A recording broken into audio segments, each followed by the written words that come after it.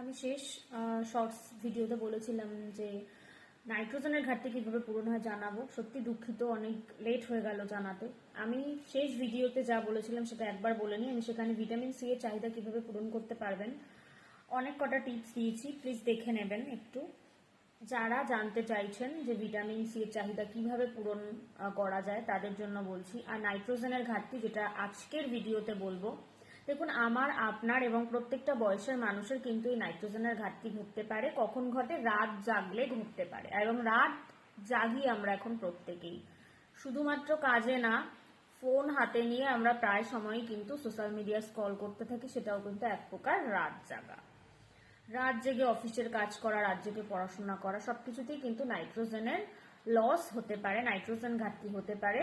সেক্ষেত্রে এই ঘাটতিটা কিন্তু আর পূরণ করা যায় না। এই যে লসটা হচ্ছে, এই ঘাটতিটা সহজে পূরণ করা যায় না। এর কিছু টিপস আছে। আপনি যদি রাতের বেলা কিছু সামান্য ফুড ইনটেক করেন, সেক্ষেত্রে কিন্তু আপনার এই নাইট্রোজেনের যে ঘাটতি সেটা পূরণ হতে পারে, বা নাইট্রোজেন যে লস হচ্ছে সেটা পূরণ হতে পারে। কি সেটা হতে পারে? হচ্ছে সেদ্ধ মটর। আপনার হাতের মুষ্টিতে ঠিক যতটুকু ধরবে আপনি ততটুকুই সিদ্ধ করে নিয়ে আপনি ওটাকে কাজ করতে করতে খেতে থাকুন।